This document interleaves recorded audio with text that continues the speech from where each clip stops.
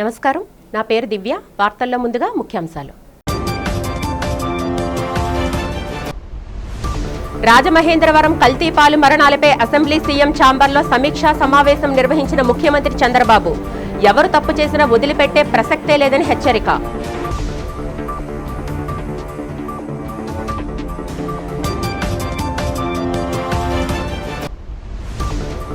రాష్ట్ర వ్యాప్తంగా నేటి నుంచి ప్రారంభమైన ఇంటర్ మొదటి సంవత్సరం పరీక్షలు.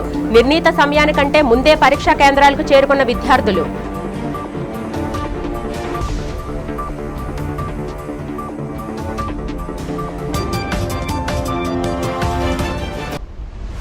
భీమిలి నియోజకవర్గంలో చిన్నశ్రీను సిరి సహస్ర ఆధ్వర్యంలో కొనసాగుతున్న వైసీపీ విస్తృత స్థాయి సమావేశాలు. వచ్చే ఎన్నికల్లో భీమిలిలో వైసీపీ విజయం ఖాయమన్న చిన్నశ్రీను.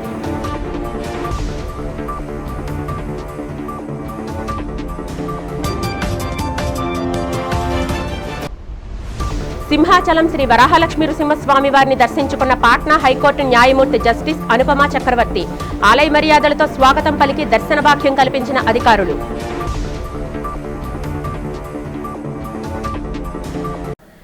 దేశంలో అత్యంత కీలకమైన లాజిస్టిక్స్ వ్యవస్థగా డాక్ సేవకులకు సేవలందిస్తున్నారని ముఖ్యమంత్రి చంద్రబాబు నాయుడు వ్యాఖ్యానించారు.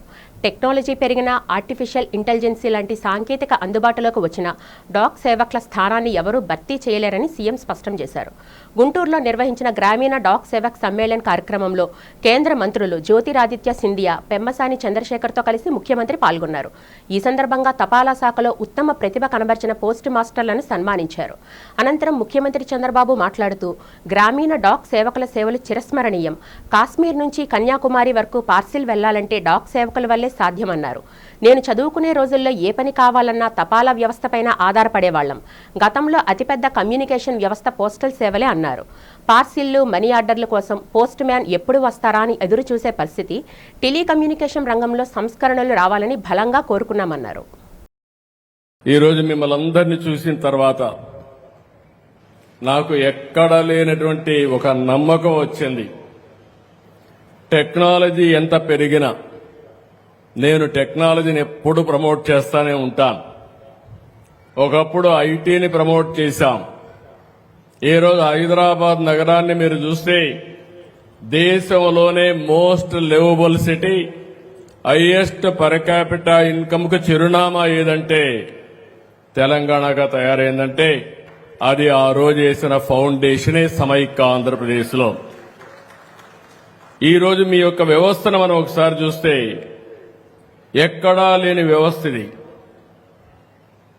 అలాంటి ఈ వ్యవస్థ 150 సంవత్సరాల చరిత్ర ఉంది. స్వాతంత్రం రాకమునప్పటి నుంచి పనిచేస్తున్నారు.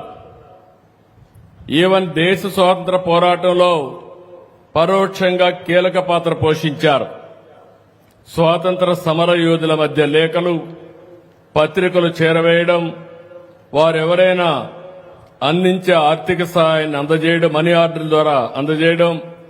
ఆ రోజు బ్యాంకులు ఉండేటివి కాదు.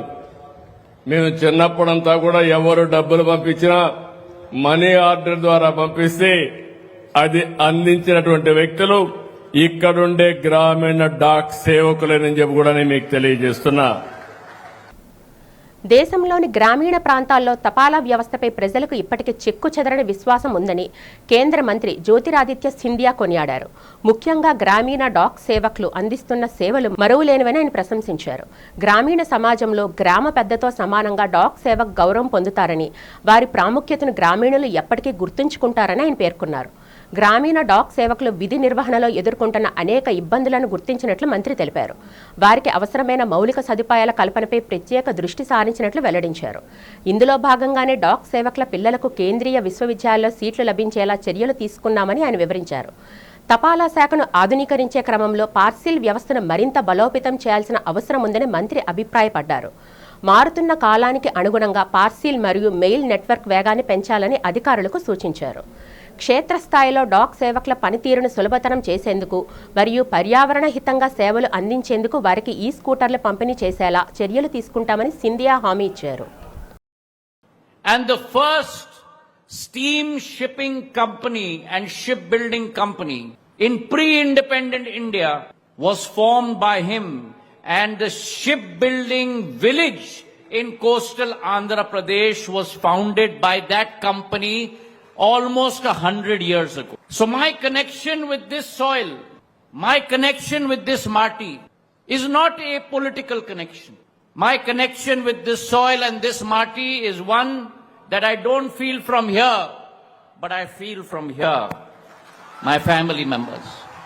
ఉత్తరాంధ్ర పుణ్యక్షేత్రమైన సింహాచలం శ్రీ వరాహలక్ష్మి నృసింహస్వామి వారిని పాట్నా హైకోర్టు న్యాయమూర్తి జస్టిస్ జి అనుపమ చక్రవర్తి తన కుటుంబ సభ్యులతో కలిసి దర్శించుకున్నారు. ఆలయానికి విచ్చేసిన న్యాయమూర్తి దంపతులకు కార్యనిర్వహణ అధికారి జె వెంకట్రావు ఆదేశాల మేరకు డిప్యూటీ ఈవో సింగం రాధా, ఆలయ ప్రధాన అర్చకులు నాదస్వర వాయిద్యాలు, వేద మంత్రోచ్చరణల మధ్య ప్రోటోకాల్ ప్రకారం ఘన స్వాగతం పలికారు. అనంతరం వారు ఆలయంలోని మహిమాన్వితమైన కప్పస్తంభాన్ని దర్శించుకొని గర్భాలయంలో స్వామివారిని సేవించుకున్నారు. దర్శనం అనంతరం ఆలయ మండపంలో వేద పండితులు వారికి వేద ఆశీర్వచనం అందజేశారు. ఈ సందర్భంగా డిప్యూటీ ఈవో న్యాయమూర్తి దంపతులను స్వామివారి శేషవస్త్రంతో సత్కరించి జ్ఞాపిక చిత్రపటం మరియు ప్రసాదాలను అందజేశారు.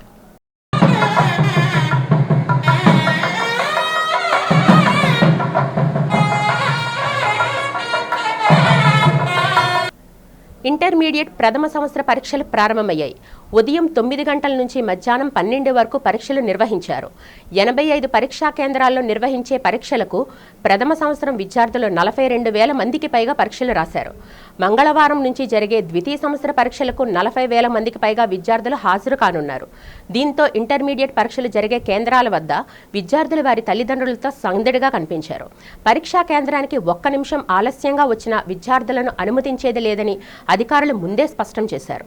దీంతో విద్యార్థులు పరీక్షా కేంద్రాలకు అరగంట ముందుగానే చేరుకున్నారు. పరీక్షలు ప్రశాంతంగా సజావుగా సాగేందుకు పరీక్షా కేంద్రాల వద్ద 144 సెక్షన్ను అమలు చేశారు. ఏ కేంద్రంలోనూ మాస్ కాపీ జరగకుండా అధికారులు కట్టుదిట్టమైన చర్యలు తీసుకున్నారు. రాజమహేంద్రవరంలో చౌడేశ్వరి నగర్, స్వరూప్ నగర్ ప్రాంతాల్లో పాల వినియోగం కారణంగా స్థానికులు అస్వస్థతకు గురవ్వడం, ప్రాణ నష్టం సంభవించిన ఘటనపై ముఖ్యమంత్రి నారా చంద్రబాబు నాయుడు తీవ్ర దిగ్భ్రాంతి వ్యక్తం చేశారు. సోమవారం ఉదయమే జిల్లా కలెక్టర్, ఎస్పీ, వైద్యారోగ్య మరియు ఫుడ్ సేఫ్టీ అధికారులతో ఫోన్లో సమీక్ష నిర్వహించి ఘటన వివరాలను అడిగి తెలుసుకున్నారు. బాధితులకు అందుతున్న వైద్య సాయంపై ఆరా తీస్తూ చికిత్స పొందుతున్న వారికి అత్యుత్తమ వైద్య సేవలు అందించాలని ఆదేశించారు. ఈ ఘటనపై మధ్యాహ్నం అసెంబ్లీలోని తన ఛాంబర్లో మంత్రులు, ఉన్నత అధికారులతో ముఖ్యమంత్రి మరోసారి సమీక్షా సమావేశం నిర్వహించారు. పాలు వినియోగించిన కుటుంబాల్లో 75 మంది నుంచి ఇప్పటికే శాంపిల్ సేకరించామని, మిగిలిన వారి నుంచి కూడా నమూనాలు తీసుకుంటున్నామని అధికారులు ముఖ్యమంత్రికి వివరించారు. ఫుడ్ సేఫ్టీ మరియు వైద్య ఆరోగ్య శాఖ ఉన్నత అధికారులు తక్షణమే రాజమహేంద్రవరం వెళ్లి క్షేత్రస్థాయిలో పరిస్థితిని పర్యవేక్షించాలని సీఎం ఆదేశించారు. ప్రజల ఆరోగ్యం విషయంలో ఎటువంటి అలసత్వం వహించకూడదని అధికారులను హెచ్చరించారు. అంగన్వాడీ టీచర్లకు, ఆయాలకు వెంటనే వేతనాలు పెంచాలని anganwadi workers and helpers association Visakha జిల్లా ప్రధాన కార్యదర్శి ఎం వెంకటలక్ష్మి డిమాండ్ చేశారు. అంగన్వాడీల సమస్యలపై కూటమి ప్రభుత్వం ఎన్నికల సమయంలో ఇచ్చిన హామీలను అమలు చేయాలన్నారు. అసోసియేషన్ ఆధ్వర్యంలో జీవీఎంసీ గాంధీ విగ్రహం వద్ద రిలే నిరాహార దీక్షలు ప్రారంభమయ్యాయి. ఈ సందర్భంగా యూనియన్ నాయకురాలు వెంకటలక్ష్మి మాట్లాడుతూ, గత వైసీపీ ప్రభుత్వ హయాంలో అంగన్వాడీలకు తీరని అన్యాయం జరిగిందని వాపోయారు. కూటమి ప్రభుత్వం అంగన్వాడీలు, ఆయాలు, టీచర్ల సమస్యల పరిష్కారానికి చర్యలు తీసుకోవాలన్నారు. అంగన్వాడీల హెల్పర్లు, టీచర్ల వేతనాల పెంపు కోసం ఎలాంటి పోరాటాలకైనా సిద్ధంగా ఉండాలని కోరారు. ఈ కార్యక్రమంలో యూనియన్ నాయకులు ఏ నూకరత్నం, పి కృపారాణి, అనిత, బి రాధా పాల్గొన్నారు. ఇప్పుడు మన మార్చి బడ్జెట్ సమావేశాలు జరుగుతున్నాయి. అలాగే మేము 42 రోజులు స్ట్రైక్ చేసేటప్పుడు ఇప్పుడుండే కూటమి ప్రభుత్వం వాళ్ళే మా టెంటల దగ్గరికి వచ్చి అప్పుడు మాకు ఏం హామీలు ఇచ్చారంటే, మన ప్రభుత్వం వస్తే మీ అందరి సమస్యలు తీరుస్తాము, మీ అందరికి కూడా మీ అందరి బాధలు తెల్లారుస్తామని చెప్పారు. అప్పుడుండే కూటమి ప్రభుత్వం వాళ్ళు ఇప్పుడు మా అంగన్వాడీ బాధలు అయితే మాత్రం ఎక్కడ కూడా ఏమీ తీరేదేమీ కనబడట్లేదు. అసలు అంగన్వాడీల కోసం ఎక్కడ కూడా మాట్లాడటం లేదు. నిత్యావసర ధరలు అయితే విపరీతంగా పెరుగుతున్నాయి. అలాగే మెడికల్ ఛార్జీలు కూడా విపరీతంగా పెరుగుతున్నాయి. మా జీతాలు అయితే మాత్రం ఎక్కడ కూడా పెరగటం లేదు. ఇదే జీతం మీద, 11,500 జీతం మీద బతకాలి అంటే చాలా కష్టంగా ఉంది. అలాగే జీతం పెంచండి మహాప్రభు అనేసానంటే వరకైతే మాత్రం విపరీతంగా పెంచుతున్నారు. అలాగే ఈరోజు 23వ తేదీ నుంచి 27వ తేదీ వరకు కూడా నిరాహార దీక్షలు చేయడానికైతే మాత్రం మేము సిద్ధమయ్యాము. అలాగే ఈరోజు మా రాష్ట్ర నాయకులు ఏమంచో మినిస్టర్ గారు ఏమో చర్చలకు పిలిచారు. అదేవిధంగా ఈరోజు చర్చల్లో మా సక్సెస్ అయితే మేము ఈ రోజు నుంచి ఆపడం అయితే జరుగుతుంది. లేకపోతే విఫలంగానైతే చర్చలు అయితే మాత్రం కంటిన్యూ చేయవలసి వస్తుంది. ఇంకా పోరాటం అయితే మాత్రం ఉద్రిక్తం చేస్తాము. అలాగే 2వ తేదీ చలో విజయవాడకు కూడా మేము పిలుపునివ్వడం జరిగింది. అలాగే 2 దఫాలు ఈ ప్రభుత్వం హయాంలోనే అంగన్వాడీ జీతాలు అయితే పెంచడం జరిగింది. అలాగే ఇప్పుడు కూడా ఇదే ప్రభుత్వం హయాంలో జీతాలు అయితే పెంచుతారనేసి ఆశిస్తున్నాము. అంగన్వాడీ అక్క చెల్లెమ్మలందరం కూడా ఎదురు చూస్తున్నాము. అలాగే కానీ మా అంగన్వాడీలకు జీతాలు అయితే పెంచినట్టుగా అయితే మాత్రం మేము గడపకి కూడా ఈ కూటమి ప్రభుత్వం కోసం మేము ప్రచారం చేసి మళ్ళీ ఈ ప్రభుత్వానికే సపోర్ట్ చేసి మేము అందరం తెచ్చుకోవడానికైతే సిద్ధంగా ఉన్నాము. ఎన్నో సంవత్సరాలుగా పోరాటాలు చేస్తూనే ఉన్నారు. ఆ పోరాట ఫలితంగా ఎంతో కొంత సాధిస్తూనే ఉన్నాము. అయినప్పటికీ కూడా ఈరోజు అరాకొర జీతాలతో అంగన్వాడీలు ఎన్నో ఇబ్బందులతో సతమతం అవుతున్నారు. పని ఎక్కువ, వేతనం తక్కువ అంటూ ప్రతిరోజు కూడా ఇంటికి వెళ్ళినా కూడా ఇబ్బందులు పెడుతూనే ఉన్నారు. యాప్ల్లో వర్క్ చేయమంటున్నారు. అదే అరగంట గంట లేటుగా వెళ్తే వాళ్ళ మీద మెమోలు జారీ చేయడాలు, వాళ్ళకి ఉద్యోగుల నుండి తొలగించడాలు చేస్తూ ఉన్నారు. కాబట్టి ఈరోజు మేము ఎందుకు ఇక్కడికి వచ్చామంటే ఎప్పుడైతే పిలుపునిస్తామో సమ్మెకి ఆ రోజు చర్చలు అని చెప్పేసి మళ్ళీ ఆ చర్చలు ఎన్నోసార్లు జరిగి ప్రభుత్వం వచ్చిన నుండి చర్చలు జరుగుతూనే ఉన్నాయి. ఇప్పటి వరకు కూడా అవి విఫలమయ్యాయి తప్పించి సఫలం అవ్వలేదు. ఈరోజు ఈ మెయిన్ డిమాండ్స్ ఏమున్నాయని చెప్తే కనీస వేతనం 26,000 ఇవ్వాలి, ఖచ్చితంగా అంగన్వాడీలకు వేతనాలు పెంచాలి. వేతనాలు పెంచేంత వరకు కూడా మా ఉద్యమం ఆగదని మేము సభాముఖంగా తెలియజేసుకుంటున్నాము. అలాగే ఏపీ అంగన్వాడీలుగా ఇంకా మెయిన్ డిమాండ్స్ ఏంటంటే ప్రతి మనిషికి కూడా పిఎఫ్ గ్రాడ్యుయేట్ అనేది ఒక ఫ్యాక్టరీలో పనిచేసే కార్మికుడికి కూడా ఈరోజు వర్తింపజేస్తున్నారు. ఇన్నేళ్ళుగా పనిచేస్తున్న అంగన్వాడీలకి ఈ పిఎఫ్ గ్రాడ్యుయేట్ ఈఎస్ఐ అనేది కనీసం ఇవ్వాలి, కనీసం కార్మిక చట్టమైనా అమలు చేయాలని చెప్పేసి ఈరోజు ఏపీ అంగన్వాడీ ఏఐటీసీగా మేము డిమాండ్ చేస్తూ ఉన్నాము. అలాగే ఉద్యోగ భద్రత ఏ రోజు తీసేస్తారో తుమ్ముతో ఊడిపోయే ముక్కులాగా అలాంటి పరిస్థితి ఈరోజు అంగన్వాడీల పరిస్థితి రాష్ట్రంలో ఏర్పడింది. అలాంటి పరిస్థితి లేకుండా ఉద్యోగ భద్రత అనేది అంగన్వాడీలని రెగ్యులర్ చేయాలని చెప్పేసి మేము డిమాండ్ చేస్తూ ఉన్నాము. అలాగే మే నెలలో వేసవి సెలవులు ప్రతి ఒక్కరికి చంటి పిల్లలు ఇప్పుడు మామూలు స్కూల్స్కి, ఎలిమెంటరీ స్కూల్కి, హై స్కూల్స్కి కూడా ఉండే వేసవి సెలవులు అంగన్వాడీలకి ఎందుకు వర్తింప చేయదు? ఎందుకంటే విద్య అనేది అందులో కూడా ఒక సర్వీస్ ఉంది. మరి పసిపిల్లలకి ఎండలు ఉండవా అని చెప్పి మేము డిమాండ్ చేస్తూ ఉన్నాము. రాబోయే ఎన్నికల్లో భీమిలి నియోజకవర్గంలో వైఎస్ఆర్ కాంగ్రెస్ పార్టీ ఘన విజయం సాధించి జెండా ఎగరవేయడం ఖాయమని విజయనగరం జిల్లా వైఎస్ఆర్సీపీ అధ్యక్షులు భీమిలి నియోజకవర్గ సమన్వయకర్త మజ్జి శ్రీనివాసరావు ధీమా వ్యక్తం చేశారు. సోమవారం భీమిలి మండలం అవనాం గ్రామంలో మండలం పార్టీ అధ్యక్షులు గాడు శ్రీను అధ్యక్షతన జరిగిన విస్తృత స్థాయి సమావేశంలో ఆయన ముఖ్య అతిథిగా పాల్గొన్నారు. ఈ కార్యక్రమంలో ఆయన కుమార్తె కుమారి సిరి సహస్ర కూడా పాల్గొన్నారు. ఈ సందర్భంగా మజ్జి శ్రీనివాసరావు మాట్లాడుతూ పార్టీని క్షేత్రస్థాయిలో బలోపేతం చేసేందుకు వెంటనే గ్రామ కమిటీల నిర్మాణాన్ని పూర్తి చేయాలని కార్యకర్తలకు పిలుపునిచ్చారు. తాము అధికారంలో ఉన్నా ప్రతిపక్షంలో ఉన్నా ఎప్పుడూ ప్రజల పక్షాన నిలబడి పనిచేస్తామని స్పష్టం చేశారు. భీమిలి నియోజకవర్గంలో అడుగుపెట్టిన నాటి నుంచి తనను ఆదరిస్తున్న ప్రతి ఒక్కరికి ధన్యవాదాలు తెలుపుతూ గ్రామ కమిటీలు పూర్తయిన వెంటనే తానే స్వయంగా ప్రతి గ్రామానికి వచ్చి కార్యకర్తలను కలుస్తానని హామీ ఇచ్చారు. ఖచ్చితంగా మీ గౌరవం కాపాడడానికి మీరు తలెత్తుకుని తిరిగేలా ఈ వేదిక మీద నాయకత్వం తలెత్తుకుని తిరిగేలాగా ప్రవర్తిస్తానే తప్ప ఎప్పుడు కూడా మీరు తల దించుకునేలాగా ఈ జనసేన ఎప్పుడు కూడా ప్రవర్తించడం చెప్తా ఉన్నాను. ఇవాళ ఎందుకంటే ఇందాక చెప్పారు చాలా విషయాలు, అనేకమైన కార్యక్రమాలు చేసుకునే ఇబ్బందులు వచ్చాయి, పక్కన పెడదాం. ఇవాళ నుంచి మళ్ళీ మొదలు పెడదాం. ఖచ్చితంగా ఒక సామాన్యమైన స్థాయి నుంచి రాబోయే రోజుల్లో గ్రామాలు ఇందాక చెప్పారు, నా కూతురు చెప్పింది, ఈ ప్రాంతంలో భోగాపురం నియోజకవర్గం ఇవాళ భోగాపురంలో ఇంటర్నేషనల్ ఎయిర్పోర్ట్ వస్తుందా అంటే ఇవాళ ఆనాడు జగన్మోహన్ రెడ్డి నాయకత్వంలో పెద్దలు సత్యబాబు గారు కానీ నేను కానీ ఆనాడున్న శాసనసభ్యులు అప్పలనాయుడు గారు మేమందరూ కృషి చేస్తే ఇవాళ భోగాపురం విమానాశ్రయం వచ్చిందంటే నేను వేరేగా చెప్పాల్సిన అవసరం లేదు. ఇవాళ భీమిలి కానీ భోగాపురం కానీ మండలాలు కానీ లేదా గ్రామాలు కానీ ఇవాళ దేశంలో ఏ రకంగా ఉన్నప్పుడు కూడా మీ ప్రాంతాల్లో ఉన్న భూములు కానీ ఈ ప్రాంతంలో అభివృద్ధి కానీ ఏ రకంగా జరగబోతుందో నేను చెప్పాల్సిన అవసరం లేదు. ఇవాళ మీరు అందరూ కూడా ప్రత్యక్షంగా చూస్తా ఉన్నారు. దానికి కారణం ఆనాడు కృషి చేశాం. ఇవాళ ఖచ్చితంగా చెప్తాను, నేను అనేక వేదికల ద్వారా చెప్పాను, ఇవాళ భోగాపురం విమానాశ్రయానికి రావడానికి జగన్మోహన్ రెడ్డి గారి నాయకత్వంలో మేమందరం కూడా కారణం అని చెప్పి బలంగా చెప్తాం. ఎందుకంటే ఆనాడు భూములు కోల్పోయిన వాళ్ళందరూ కూడా వైఎస్ఆర్సీపీ పార్టీ సానుభూతి పరులు. ఇవాళ 2700 ఎకరాల భూమి ఇస్తే ఈ ప్రాంతంలో దాంట్లో పెద్ద ఎత్తున ఉన్న ఎక్కువ శాతం భూమి వైఎస్ఆర్ పార్టీ సానుభూతి పరులు రైతులందరూ కూడా.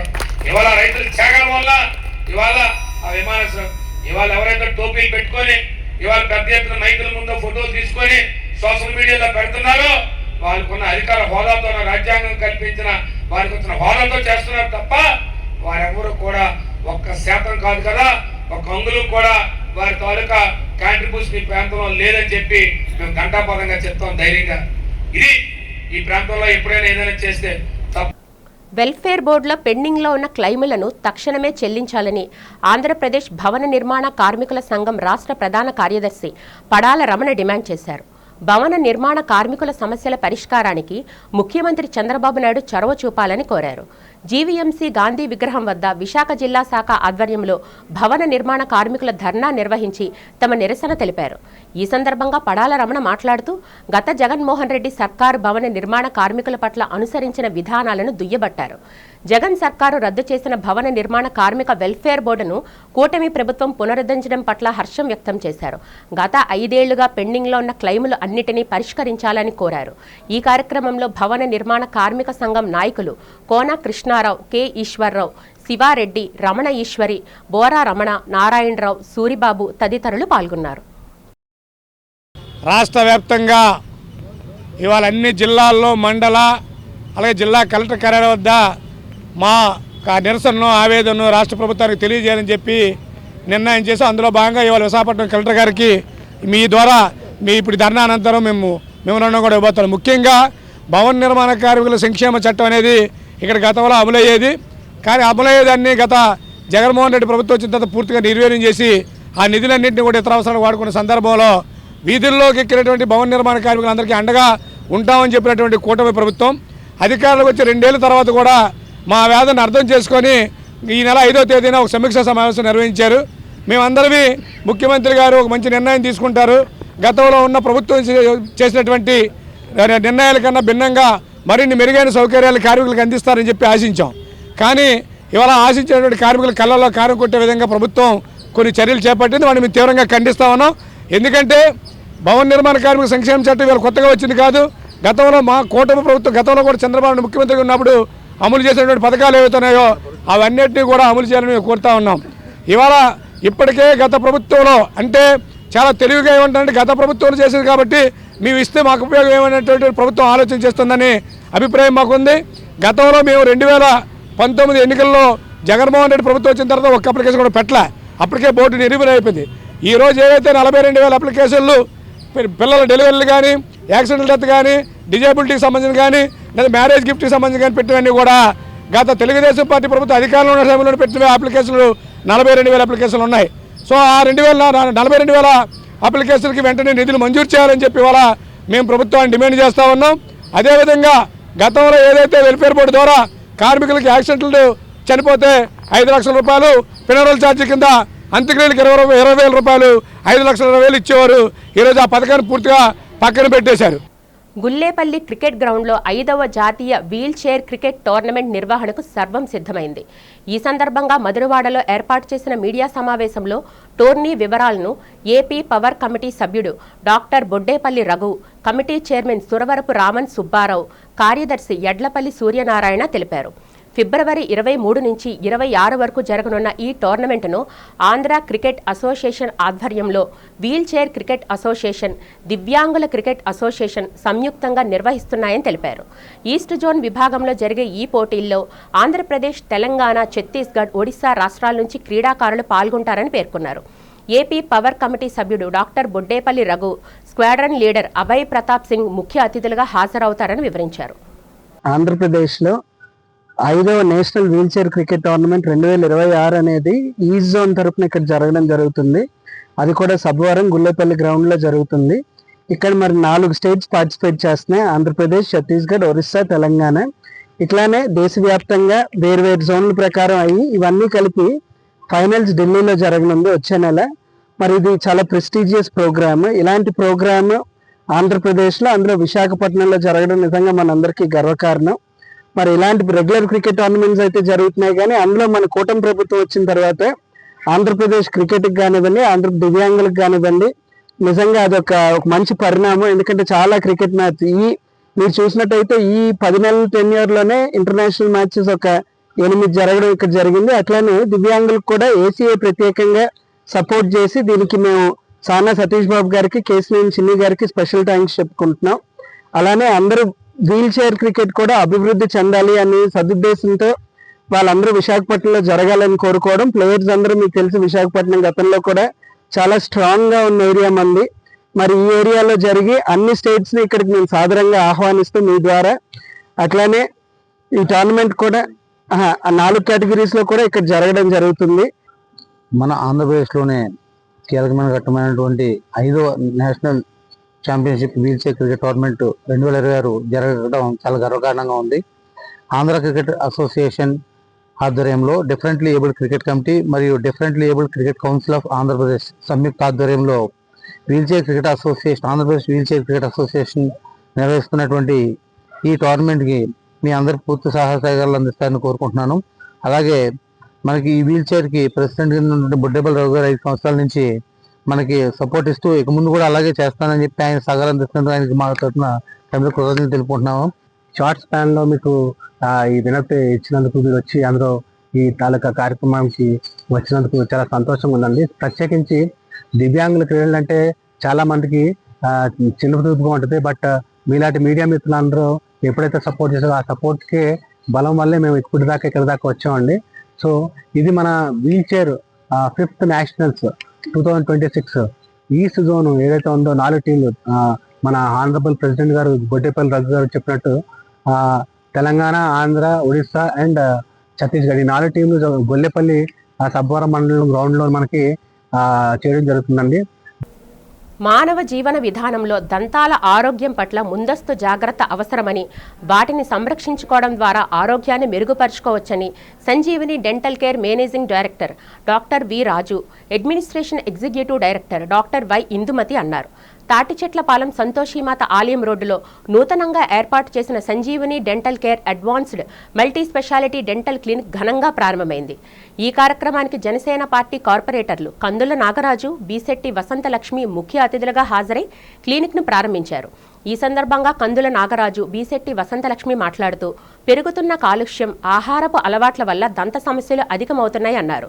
ఈ తరుణంలో సంజీవిని డెంటల్ కేర్ ద్వారా అత్యాధునిక సాంకేతికతతో కూడిన వైద్య సేవలు స్థానిక ప్రజలకు అందుబాటులోకి రావడం అభినందనీయమని పేర్కొన్నారు.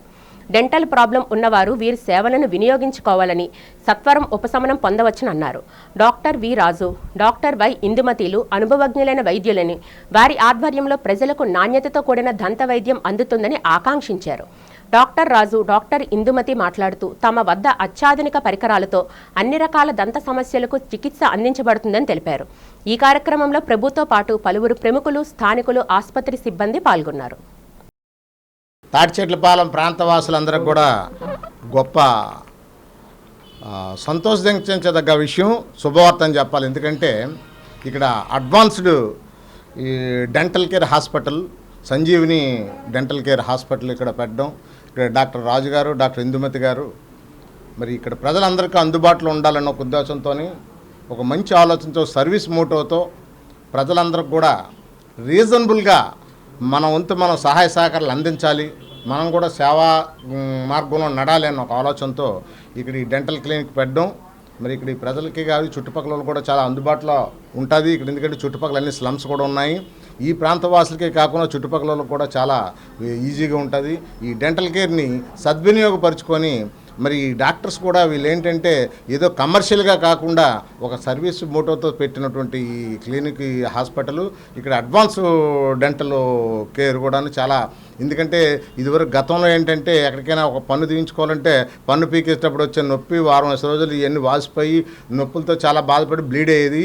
ఇప్పుడు ఆ పరిస్థితి కాకుండా అడ్వాన్స్డ్గా ఇక్కడంతా కూడా బాగా ఆలోచన చేసి, బాగా చదువుకొని ఇక్కడికి వచ్చి ఇక్కడ వీళ్ళకి ఏంటంటే సర్వీస్ చేయాలని ఒక ఆలోచనతో పెట్టినట్టు రాజుగారికి కానీ, ఇందుమతి గారికి కానీ ముందుగా నేను శుభాభినందనలు తెలియజేసుకుంటూ, ఈ ప్రాంతవాసులందరూ కూడా ఇది నిజంగా కూడా ఒక శుభదినం అని చెప్పాలి. మనందరికీ కూడా ఒక సంతోషకరమైన, ఒక విశేషమైన ఈ కార్యక్రమంలో మమ్మల్ని కూడా భాగస్వామ్యం చేసిన ఇందుమతి గారికి, రాజు గారికి హృదయపూర్వక ధన్యవాదాలు తెలియజేసుకుంటున్నాను. Sanjeevini multi specialty dental care hospital open చేయడం జరిగింది. అతి తక్కువ ధరలతోనే మనందరికీ కూడా మంచిగా సర్వీస్ అందించడానికి వాళ్ళిద్దరూ భార్యాభర్తలు ముందుకు వచ్చి మనకి ఈ సర్వీసెస్ని స్టార్ట్ చేయడం జరిగింది. కాబట్టి ప్రతి ఒక్కరు కూడా ఈ సర్వీసెస్ ఉపయోగించుకోవాలని, మీ అందరి యొక్క ఆశీస్సులు వాళ్ళకి మెండుగా ఉండాలి, ఆ దేవుడు ఆశీస్సులు ఇంకా ఎక్కువ ఉండాలని మనస్ఫూర్తిగా కోరుకుంటూ సంజీవిని మల్టీ స్పెషాలిటీ కేర్ అనేది దినదిన అభివృద్ధి చెందాలని మనస్ఫూర్తిగా కోరుకుంటాను. అండ్ ఈ రోజున మేము సంజీవిని డెంటల్ కేర్ అనేది తాడిచెట్లపాలెం దగ్గర ఇనాగ్రేషన్ చేశాము. అండ్ మా స్పెషలైజేషన్ వచ్చేసరికి MDS root canal specialisation, doctor Indumathi and doctor Raju. మేమిద్దరం కూడా ఇక్కడ 24 hours సర్వీస్ ఇవ్వడానికి ఉన్నాము. అండ్ ఇక చాలా తక్కువ ఖర్చుతోనూ మంచిగా ట్రీట్మెంట్ ఇవ్వడానికి రెడీగా ఉన్నాం. సంజీవిని డెంటల్ కేర్ అనేది hospital advance multi speciality clinic ఇక్కడ తాడిచెట్లపాలెంలో ఈరోజే ఇనాగ్రేషన్ చేశాము. అండ్ అందరికీ మంచిగా ట్రీట్మెంట్ అందించాలనే ఉద్దేశంతోనే అన్ని అడ్వాన్స్డ్ ఎక్విప్మెంట్స్ని కూడా మేము ఇక్కడ అవైలబిలిటీ చేసి 24 hours ఎవరు ఇబ్బంది పడకుండా ఇమీడియట్గా డెంటల్ ట్రీట్మెంట్ అనేది కూడా పన్నుకి వాటికి ఇబ్బంది పడతారు, సడన్గా ఎమర్జెన్సీ ట్రీట్మెంట్ కావాల్సి వస్తుంది అని చెప్పి ఇక్కడ చుట్టుపక్కల వాళ్ళందరికీ అవైలబిలిటీగా ఉండాలని ఉద్దేశంతోనే ఇక్కడ పెట్టడం జరిగిందండి. అందరికీ మంచి ట్రీట్మెంట్ ఇవ్వాలని మల్టీ స్పెషలిస్ట్ డాక్టర్స్తో కూడా మేము కొలాబరేట్ అయ్యి మంచిగా అందరికీ సర్వీస్ ఇస్తున్నాము. ఈ డెంటల్లో ఎటువంటి అడ్వాన్స్డ్ ట్రీట్మెంట్స్ అయినా కూడా మన చేతిలోని డాక్టర్స్ ఉన్నారు, ఎక్విప్మెంట్స్ ఉన్నాయి. ఎలాంటి సమస్య అయినా ఇక్కడికి వచ్చి ట్రీట్మెంట్ చేయించుకోవచ్చు. ఎమ్మెల్సీ అనంతబాబు కేసులో అప్పటి జిల్లా ఎస్పీపై చర్యలు తీసుకొని నిందితుల జాబితాలో చేర్చాలని విదసం ఐక్యవేదిక డిమాండ్ చేసింది. ఈ సందర్భంగా జీవీఎంసీ గాంధీ విగ్రహం వద్ద జరిగిన మీడియా సమావేశంలో విదసం నేత బూసి వెంకటరమణ మీడియాతో మాట్లాడుతూ హత్య కేసులో అనంతబాబును కాపాడడానికి పోలీసులు మొదటి నుంచి దుర్మార్గంగా వ్యవహరించారని ఆరోపించారు. సీసీ ఫుటేజీలు సేకరించలేదని, ఎమ్మెల్సీ భార్యను నిందితురాలుగా చేర్చలేదన్నారు. పోలీసులు అనంతబాబుకు రాచమర్యాదలు చేసి సకాలంలో ఛార్జిషీట్ వేయకుండా నిందితుడితో కుమ్మక్కయ్యారని అన్నారు. ఈ కేసును పూర్వాచరణ చేయడం సంతోషంగా ఉందని, ఎమ్మెల్సీ అనంతబాబు భార్యను వెంటనే అరెస్టు చేయాలని కోరారు. అనంతబాబు చేతిలో హత్యకు గురైనటువంటి వీధి సుబ్రహ్మణ్యం కేసు ప్రారంభం నుండి కూడా విదసంతో బాధితుడు తల్లిదండ్రులతో పాటు విదసం కూడా పలు అనుమానాలు వ్యక్తం చేసింది. అయితే పాలకులు ఈరోజు వరకు పట్టించుకోని నేపథ్యంలో ఈవేళ ఒక అడుగు ముందుకు వేయటాన్ని మేము స్వాగతిస్తూ మరికొన్ని చర్యలు తీసుకోవాలని డిమాండ్ చేయదలుచుకున్నాం. ఒకటి, ఈ ఎఫ్ఐఆర్ దశలోనే పోలీసులు దుర్మార్గంగా వ్యవహరించారు. 302 పెట్టాల్సిన దగ్గర కేవలం అనుమానాస్పద మరణం అనే పెట్టారు. ఇక రెండవది, సీసీ ఫుటేజీలు సేకరించలేదు.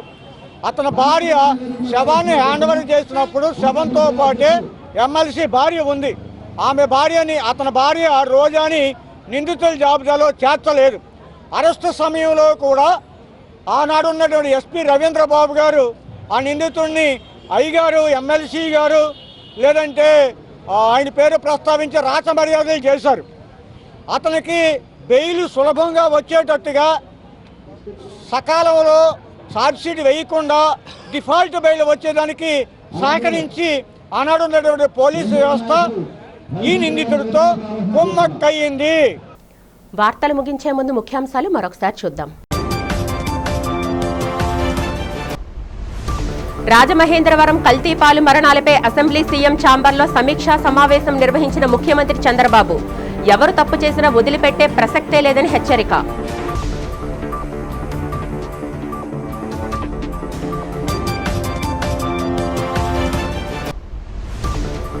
రాష్ట్ర వ్యాప్తంగా నేటి నుంచి ప్రారంభమైన ఇంటర్ మొదటి సంవత్సరం పరీక్షలు. నిర్ణీత సమయానికంటే ముందే పరీక్షా కేంద్రాలకు చేరుకున్న విద్యార్థులు.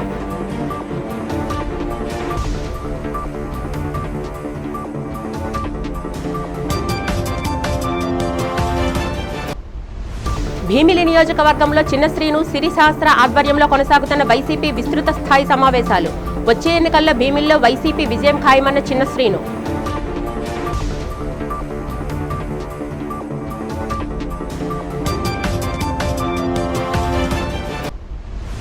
సింహాచలం శ్రీ వరాహలక్ష్మీ నృసింహస్వామి వారిని దర్శించుకున్న పాట్నా హైకోర్టు న్యాయమూర్తి జస్టిస్ అనుపమ చక్రవర్తి.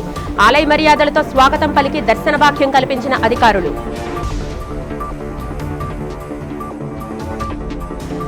ఈ వార్తలు ఇంతటితో సమాప్తం. నమస్కారం.